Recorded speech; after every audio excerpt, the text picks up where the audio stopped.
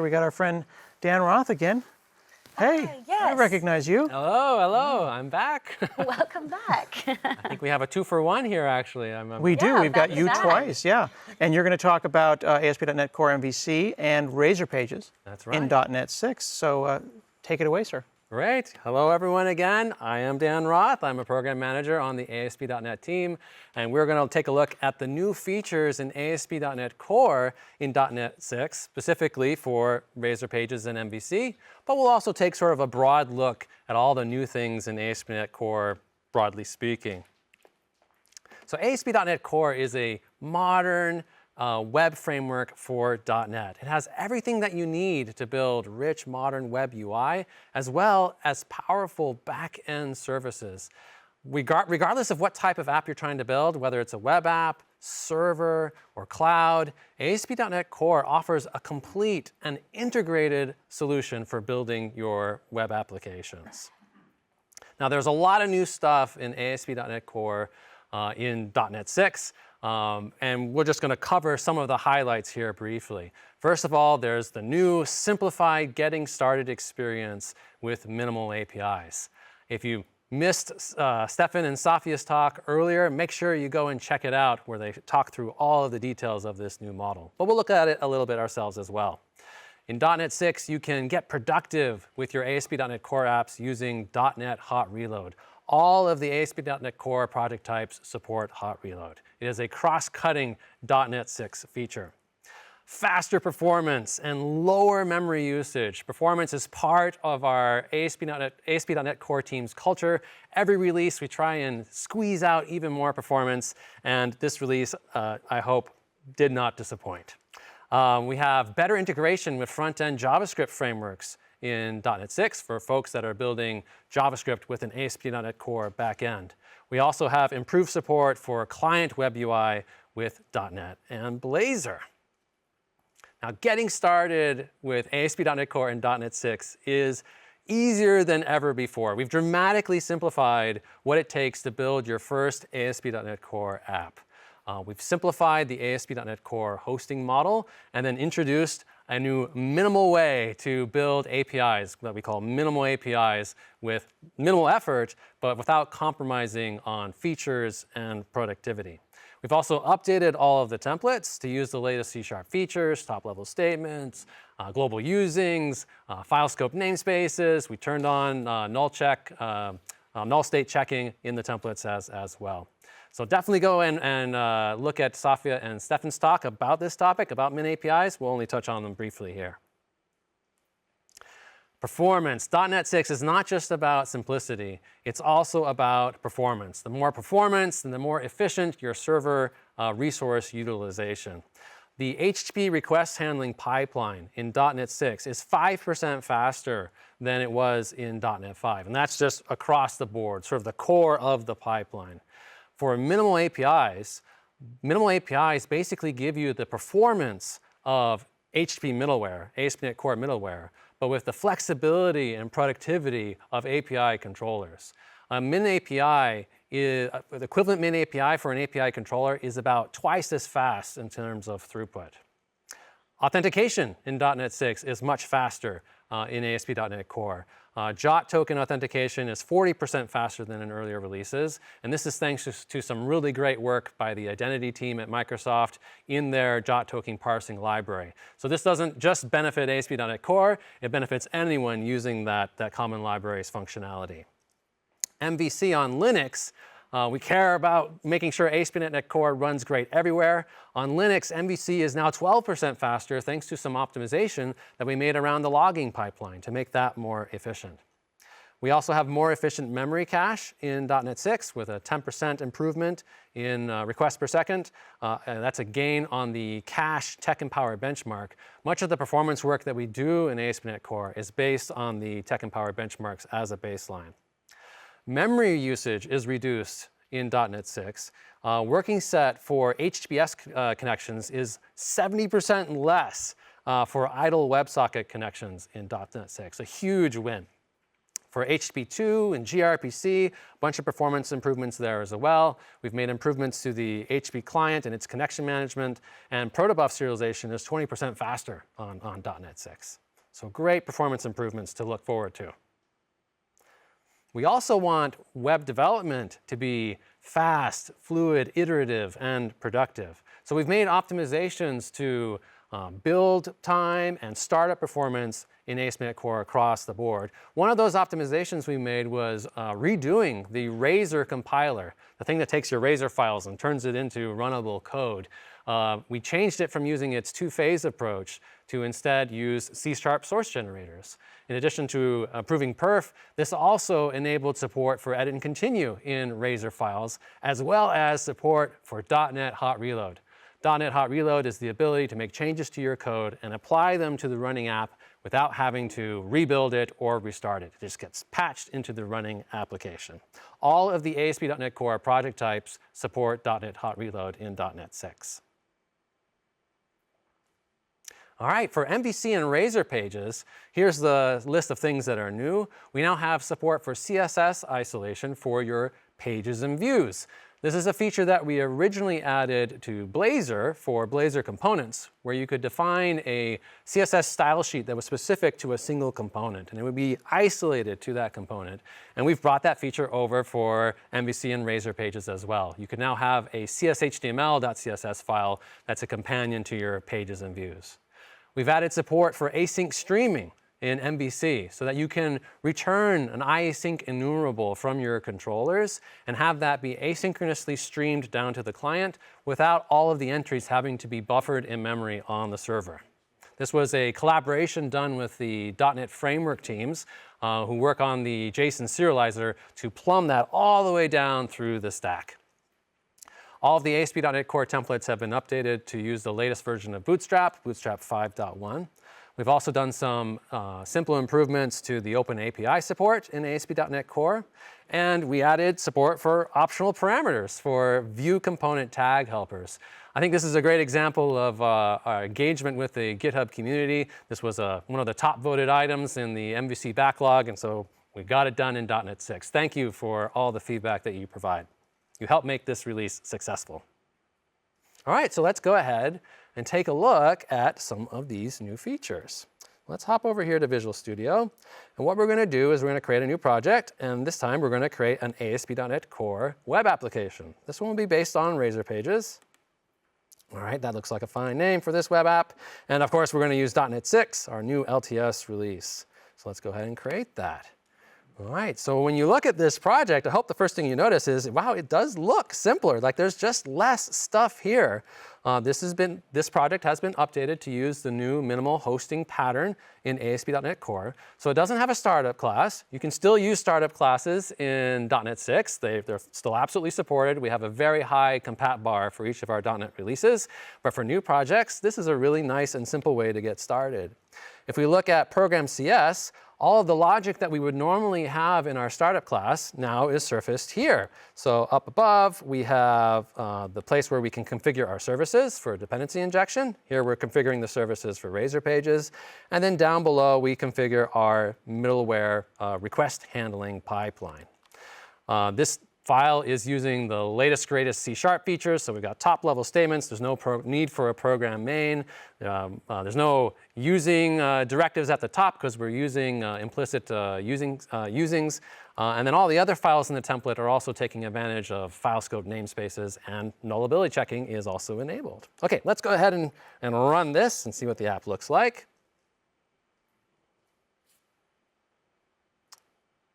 OK, so here is our .NET 6 ASP.NET Core app. And it looks very similar to previous releases. But if we go and check in the dev tools, just like we did with Blazor apps earlier today, let's go look in the sources. And I think this one's tucked away under lib, bootstrap, dist, CSS. Right there, bootstrap.min.css. We are, in fact, using the latest version of Bootstrap in all the ASP.NET Core templates. So you get all the benefits of that version of Bootstrap. OK, let's make some code changes to this application. I'm going to pin this over to the side and bring over Visual Studio. Let's give ourselves a little bit more coding room. let's go, what do we want to start? Let's start in index.cshtml, which is the home page. Okay, and let's just make some code changes. So welcome to .NET, oh, let me make sure I can type, .NET Conf 2021, exclamation point, and I'm going to hit the flaming hot reload button. We'll apply that to our running application, and it just shows up. So hot reload is supported in CSHTML just like it is in Razor files and C# files across the .NET application. Let's do some more changes in here. Let's do the first Razor chunk of the first Razor page that anyone writes, which is the current time. The current time is, and we'll do date time.now, and we can, now I've already enabled that hot reload on save feature, so we're going to go ahead and just save this file, and that immediately then shows up in the browser right there. Looks great. We can use tag helpers too. Let's add a tag helper into this file. I'm going to add environment, and we'll grab the code that we had before, and we'll stick that inside this environment tag helper. If you're not familiar with this tag helper, what it does is it will only render its content if you're running in the specified environment, the specified ASP.NET Core environment, like development versus production. So let's include, in this case, let's render in only in production. I'm not in production right now, so this, if I hot reload this should make it disappear, and it does, okay? And then if I go back into development, and we hot reload that change, then we should see our current time again. Okay, so this works with tag helpers. We can also, of course, change our C# code. Up here at the top, we have some C# code that's setting the title for this page. Let's make this a welcome page instead of a home page. We'll save that to hot reload. And yep, up there at the top, it now says welcome page. Okay, so with .NET 6, we can hot reload changes into our CSHTML files, do markup, do tag helpers, and our C# code. In fact, this version of hot reload is using a new capability in the runtime, which is reloadable types. In order to make this work seamlessly, we actually had to add a capability so that we could take the page type and swap it out at runtime with a new one so that you could see these changes seamlessly. We can also do CSS changes as well, CSS hot reload. Let's go find the main CSS style sheet for this application. Here it is, site.css. And you know what, I'm just going to add a selector in here for the, let's do body, actually. We'll do body, and we'll set the background color to red. And hopefully, if that should work. Oh, did I mistype something? I think that, let me rerun, make sure I got this right. So normally it should hot reload the CSS change. Okay, so that's working. Let's try blue. Maybe we lost our connection somehow. Save. Oh, I don't know what's going on there. So I've got some issue with my machine, but you can make changes to your CSS styles and apply them to your running MVC and Razor Pages applications as well. All right. Let's move. Did I mistype anything? No, I didn't mistype anything. I'm not sure why that's not working. I'll have to look into that later. OK, also new in ASP.NET Core and .NET 6 is you can take CSS styles and scope them to a particular page or view. So let's try that out. So I'm going to go into the Solution Explorer. Actually, let me get the app running again. And let me remove the ugly background color that I added earlier so that it doesn't look hideous and unreadable. Okay, so this app has a couple of tabs. Like it's got the Home tab, which we've been looking at, and then it also has this Privacy tab. And they both have H1 headers. So on the home page, in index.cshtml, it's got an H1. That would be that welcome to .NET Conf text that we saw earlier. And then on the Privacy page, it's also got an H1, which is just rendering the privacy policy text that's stored in the view data. Okay, so I want to update the styles for that header, but just for the privacy page. So I'm going to right-click on the Pages folder. I always accidentally click on the page itself, but you have to do it on the folder. So add a new item, and let's add a style sheet.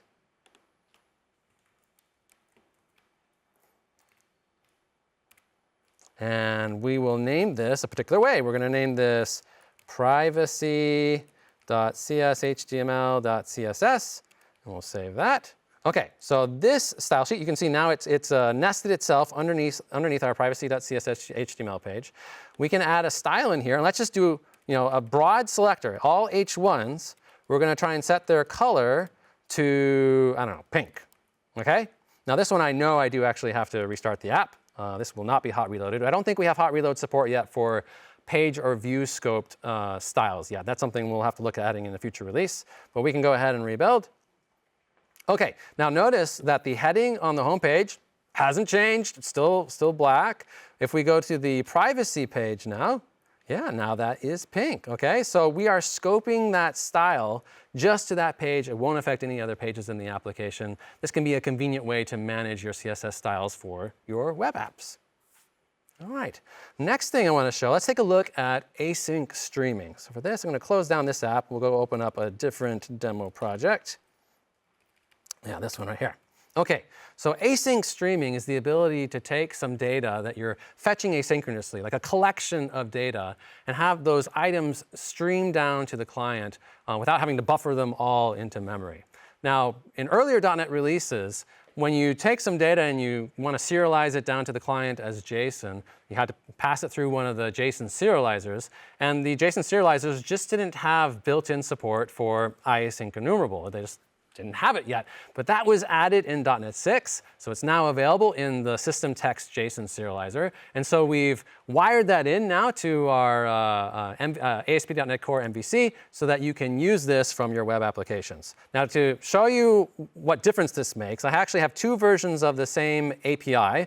I've got a .NET 5 version and a .NET 6 version, okay? The controllers are the same. These are both API controllers, so they're both just generating a bunch of random weather forecast data, and then they're logging out whenever they are sending a weather forecast down to the client, and then they actually yield return the actual weather forecast. That's the .NET 5 version. The .NET 6 version looks almost exactly the same. I think the only difference is it's using this new shared property on random, which is this thread-safe property for getting access to a random number generator. So nice new feature in the .NET framework libraries in .NET 6. Okay, so if we run these, let's start with the .NET 5 version. So I'm going to select that as the startup project.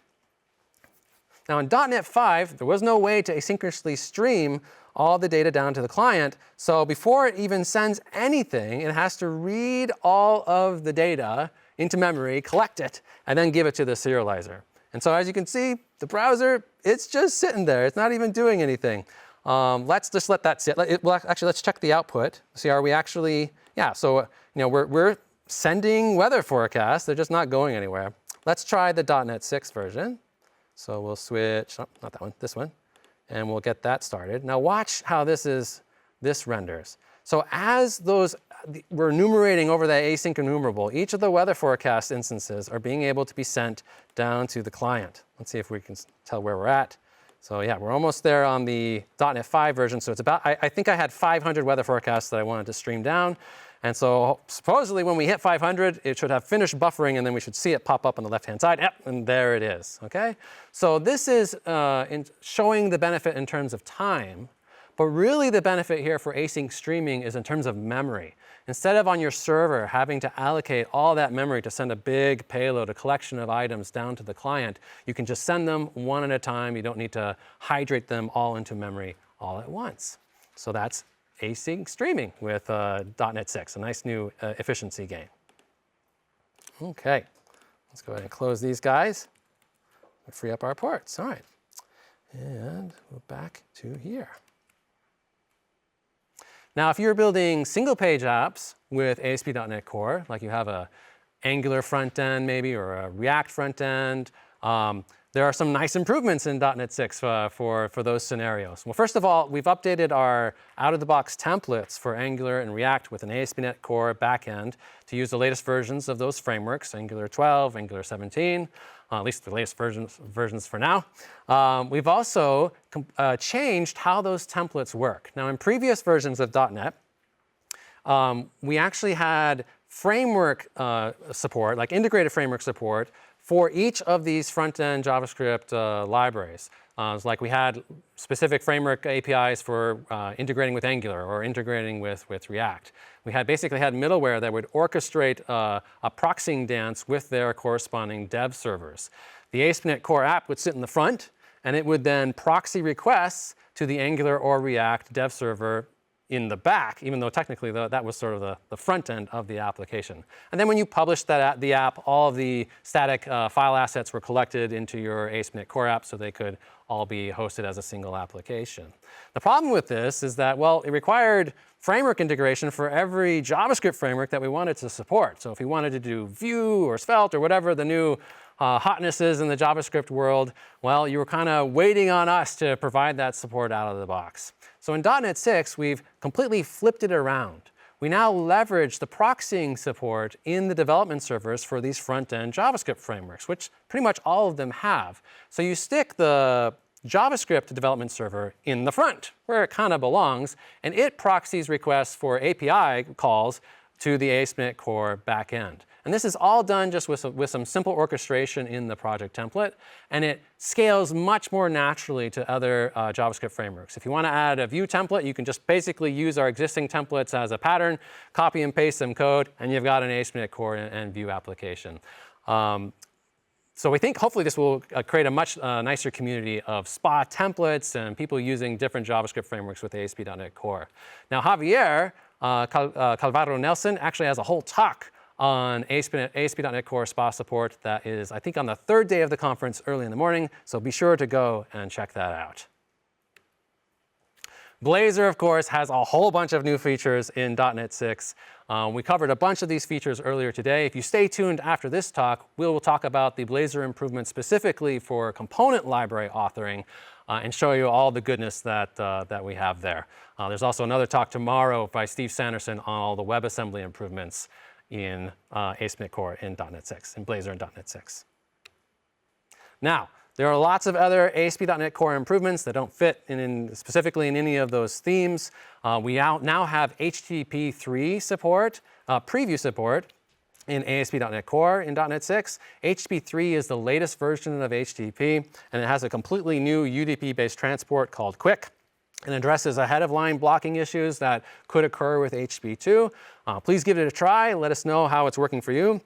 Whenever we introduce a new HTTP protocol implementation, we take time to make sure it's hardened and in good shape before we actually stabilize it. HTTP 3 is well on its way, and you can help us with that last mile. We also introduced a bunch of low-level APIs so that you can have control over how sockets are created and handled in ASP.NET Core apps. This can be useful for low-level TCP-related scenarios. We reworked the APIs for dealing with HTTP headers in ASP.NET Core so that they're now nicely, strongly typed. For folks that are deploying ASP.NET Core apps to IIS-based servers, we now have a form of shadow copying-based deployment available for you to use if that's been an issue for you. If you're not familiar with shadow copying, in some cases the application files can be locked while they're executing. Shadow copying is a technique to actually be able to deploy while the site is still live. If that's not an issue that you're currently hitting, then you don't need to worry about it. But if you are, then there is now a feature in .NET 6 that you can leverage. We've added support for HTTP and W3C logging in the stack. We have a new SignalR C++ client. And then gRPC has a bunch of new capabilities for retries and load balancing that I believe James Newton-King will be talking about. I think it's later today. Really quick, let me show you the new HTTP logging because it's kind of fun. I'm going to go over here to Visual Studio. And let's do File, New Project. And what we're going to do is we're going to create an API, ASP.NET Core Web API, and click Next. Let's call this, I don't know, HTTP logging demo. And then for this one, I want to make sure I'm using the new min API pattern. So I'm going to leave this unchecked. I don't want controllers for this one. And .NET 6 looks great. So let's go ahead and create that. To wire up HTTP logging, it's actually really, really simple. We can just go into Program CS, nice and simple and clean with the new min API model. And then what I'm going to do in here is up at the top of my HTTP request handling pipeline, I'm going to app.use HTTP logging. And this will then log details about all the requests and responses that are being sent to my application. Okay, there is one other thing I need to do, which is set the log level that I want to use for my application.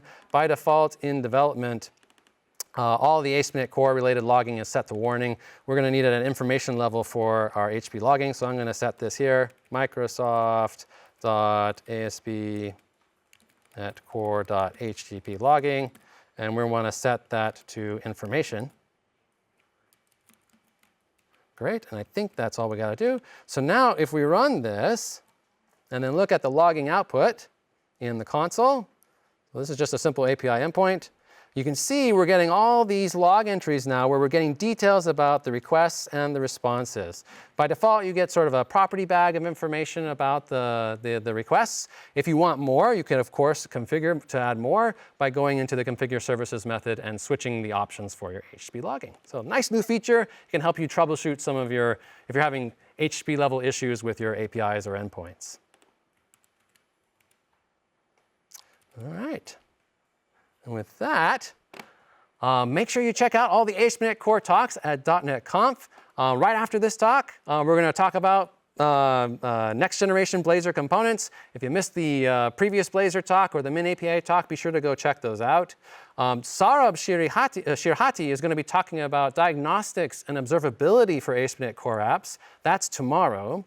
And James Newton-King's gRPC talk is also tomorrow, so be sure to check those out as well. Sebastian Ross is our sort of performance expert for ASP.NET Core. He's going to be talking about how we benchmark ASP.NET Core apps using the .NET Crank benchmarking tool. And then Javier's talk on SPA applications will be on day 3, early in the morning. So thanks for listening, and with that, I'm happy to turn it over for a few questions. Cool. Thank you very much, Dan. Appreciate you. We're going to actually spend more time with you, as you pointed out. We're going to bring Javier in a few minutes here. We've got a couple of questions deck here, and while we're doing this, yeah. A couple of questions here. Compliment here from Turtle on a Bike. Says, great to see templates using Bootstrap 5.1. Will scaffolded items like identity also use Bootstrap as well? Oh, that's a great question. I didn't show that, but yes, they will. So yeah, scaffolding will use them. Any place where we generate code that needs to integrate with your app, we'll use the latest Bootstrap version. Mm-hmm. Let's look at one that's a little bit critical. So folks are saying that they felt like minimal APIs and things like that took controller structured web APIs and turned them into what they call a spaghetti code of lambdas. And they feel like it might be good for Hello World, but if you need authentication databases and other custom services, it's badly structured. What do you say to people who feel like we've moved their cheese? You know, I think in some sense that's fair. Like if you're going to be building a lot of endpoints, you're going to want some structure to your project so you can manage all of that code. And controllers are still a great way to do that. And so, yeah, there's nothing wrong with a good API controller and using those for large-scale applications. Where I think the new Min API model really shines is if you're new, like you've never built an ASP.NET Core app before, and you just want to get something up and running. With this new model, few lines of code, you've got your first API endpoint.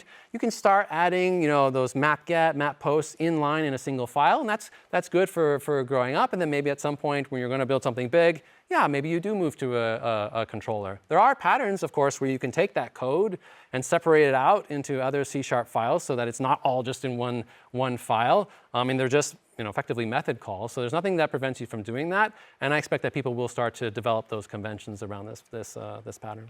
Correct me if I'm wrong, but I feel like all of this is just an extension of that ASP.NET Core pipeline, and that people sometimes forget it's not a competition between MVC and Razor Pages. I remember when Razor Pages, or what we called Web Pages, came out, and later Razor Pages, people were like, what if I want to use both? Well, then use both. But if you want to use all three, like you can hook the pipeline up any way you want, can't you? You can have API controllers and Min APIs inside the same application. Sometimes it's just simpler to put a single method call in there to set up an endpoint when you just need something very simple. So they have their time in place. Okay.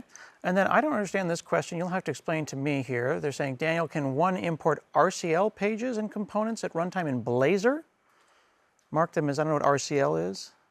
So RCL would refer to, I'm pretty sure, Razor class libraries. So that's the ability to have a .NET class library that has Razor files in it, and you're using the Razor SDK to build those into normal .NET classes. In Razor class libraries, you can put Blazor components, you can put MVC views, you can put Razor pages. Gotcha. And so this sounds like it's asking, can I load those dynamically? Right, they want to make a plug-in architecture. Yeah. And I added it because they said, hoping Scott will notice this. Yeah, so I mean, there are absolutely other frameworks that build on top of ASP.NET Core to add like modularity and multi-tenancy. Orchard Core is one that I know of that does a really good job of this. These frameworks add that level of dynamic loading of components into the application. For Blazor, there's also this one called Octane. It does something very similar where you dynamically load Blazor components into the application. So can you do it? Yes. Is it something that I would recommend everyone sort of doing for any application they're building? Probably not. You probably go look for a framework that already has that set up for you. There are complexities with doing that well. So I would look at the ones that are established. Cool.